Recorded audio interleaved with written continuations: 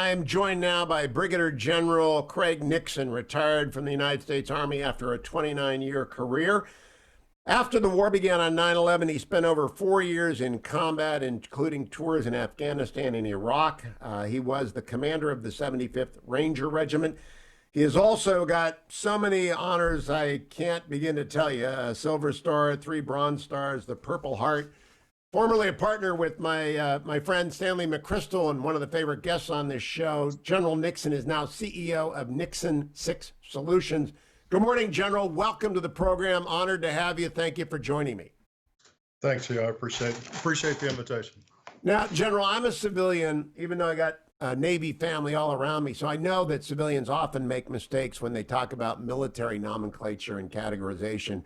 It has always been my understanding that while every member of the 75th Ranger Regiment, which you commanded, is a Ranger, or nearly every member, not every Ranger has served in the Ranger Regiment. Am I right or wrong as a prelude to discussing Senator Cotton?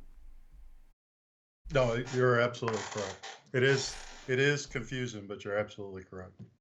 And so I think it's a mistake that civilians make that they do that. Can you explain the difference between the Ranger Regiment and other Rangers? Sure. Well, I think it's the primary difference is it's Ranger School and the Ranger Regiment. So on one hand, it's a school, it's the best leadership school in the Army, and upon graduation from that school, you are considered an Army Ranger. At least I consider myself an Army Ranger. The 75th Ranger Regiment and the 3 battalions associated with it are a unit that is comprised of only people that are Ranger qualified. So that's the confusion. But I mean, it's the confusion, particularly as it relates to this discussion, I think is frankly a little bit ridiculous. Did you think the attack on Senator Cotton was in any way justified given any representation? He's been a guest on this show maybe 300 times since 2012, once a week. And he's often said, I'm a Ranger. I served with the 101st in Iraq, and I served with the Old Guard. He's never, ever said he served in the Ranger Regiment to me or anywhere else that I can see. Do you think he is being unfairly maligned? Yeah, I think it's been taken completely out of context. I don't know Senator Cotton. I mean, I've looked at a lot of his statements, and to your point, to my knowledge, he's never claimed to have been in the Ranger Regiment or one of the Ranger battalions. He's always clearly stated he's in the 101st or the Old Guard, and he's a graduate of Ranger School. So I think, and this is not the first time it's come up. It's come up a number of times, and frankly, one of the reasons that I agreed to come on and do the show is I just think this argument, it distracts from the things that we ought to be focused on. Well, it was coincidental that I am reading a book by a fellow named Michael Waltz, who's a congressman, and I'm reading his book, Warrior Diplomat, because my son went to work for him in Congress recently. And coincidentally, I'm reading about one of his heated battles in Afghanistan. I mean, very heated. People are getting killed and shot. And he writes, the Ranger creed that we recited every day in that hellish school was burned into my head. I will never leave a fallen comrade to fall into the hands of the enemy. He's a Green Beret. He did not serve with the Ranger Regiment, but it clearly has an impact on every Ranger who goes through the school. That's correct. And that's what it was designed for. And frankly, the school was designed before the modern day Ranger units were designed. So it was a follow-on to the school. I think, go ahead, General. I think, if you really want to understand this, there's one Ranger Hall of Fame. And that Ranger Hall of Fame is comprised of 2 different groups of people that served in the Ranger Regiment and the battalions, and people that are Ranger qualified. So clearly, the Rangers who created the Ranger Hall of Fame believe they're both inside that umbrella. Do members of the regiment generally resent the Ranger qualified as describing themselves as Ranger? This is a little bit like inside baseball. I mean, if you're at the officer club drinking beer, you're going to have arguments over my unit's better than your unit. You haven't done as much as I've done. That's clearly a discussion. It's not a political discussion, and we shouldn't be using it to disparage people's character, because I just think it's wrong. Well, that is, I think, the bottom line. Now, General, would you talk to me a little bit about what happens in Ranger School? Tom does not elucidate it, and I've read about it in the Waltz book as well. But what is it? What is it that they do that makes people a different kind of soldier than they were when they began the school? Well, the focus on Ranger School is leadership in combat. And what they try and do is they try and replicate combat in the only way you can in peacetime, and that's to provide stress. And they provide stress through lack of food, lack of sleep, continuous movement, hard exercise, uh, peer interaction. So it is an extremely stressful event that you're evaluated from the time you begin till the time you finish, and it's probably the closest replication you're going to have to leading in combat. And that's the crucible that you go through, and that's why it's such an important school, a leadership school for all of the Army, not just for the people going in the Ranger Regiment.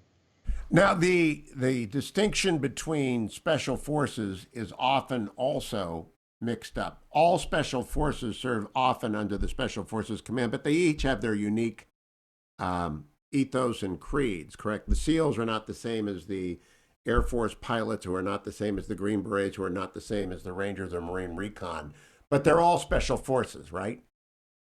Yeah, again, they're all special operations forces, and then that gets a little bit confused with special forces because again, that's a school.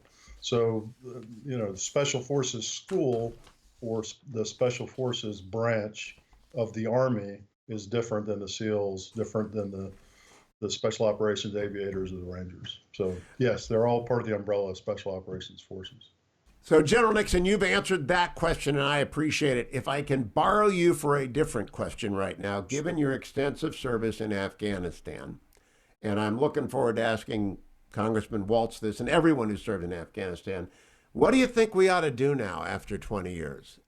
Because we clearly haven't, quote, won a war, but we are also clearly sort of exhausted with the effort. Looking back, what would you suggest we do now?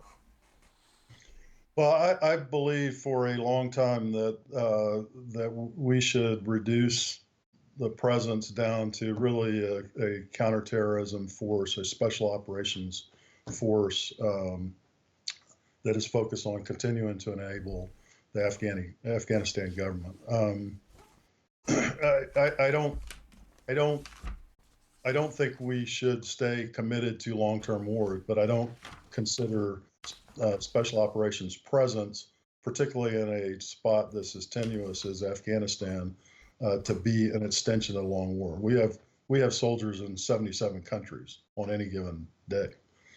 So I think we get a little bit bound by we have to get everyone out of Afghanistan versus we need to stop the war in Afghanistan. We need to stop the war in Afghanistan, but we should continue to have a presence in some level with the Afghanistan government uh, for all the reasons that we know: the proximity, the history, the amount of blood, sweat, and tears that we put into it. Now, would that be at Bagram or would it be at many sites throughout the country? Uh, I think obviously the tactical commanders on the ground would figure that out. I think it would be at a handful of sites, not many sites. And Afghanistan's a very tough environment to operate in.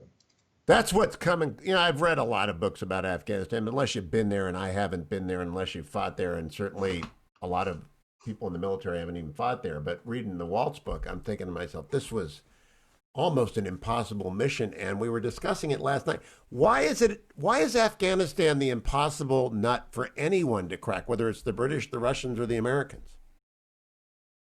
Well, I think the problem with Afghanistan is it's a regional problem. It's not just a country problem. So if you want to solve Afghanistan, you have to think larger than Afghanistan. It has to incorporate all the other countries around it because that's one of the reasons it's so difficult to get at. It's very compartmented.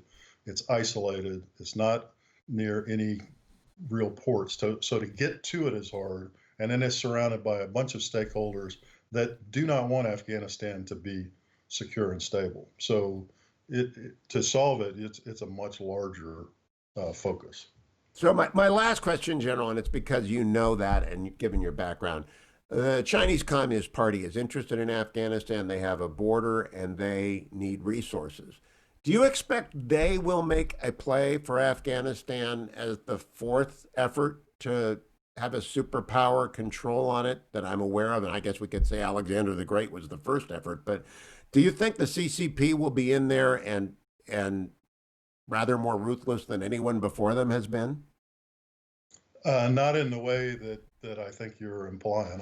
I think China's all over the world right now, but they are there looking for strategic resources, for strategic lines of communication, for economy. It's not a military effort. They've been fighting a long-term strategic plan to gain power. So it won't be in the way that they're going to put a military presence there. They're already there as it relates to mining, resources, strategic comms, and I think you'll see that continue. How do they pull that? Yeah, that I'm just confused. How do they pull that off without military? What did they do that we didn't figure out how to do? Because it's my understanding they are there and they are exploiting resources. How do they get away with that and we couldn't do it? Well, partly the way they do it. I mean, they bring in large sums of money and people, and they trade money for resources. So I think they've done that across the board. And they're very focused on it. I think Is it there's. Go ahead. is it a model we ought to adopt?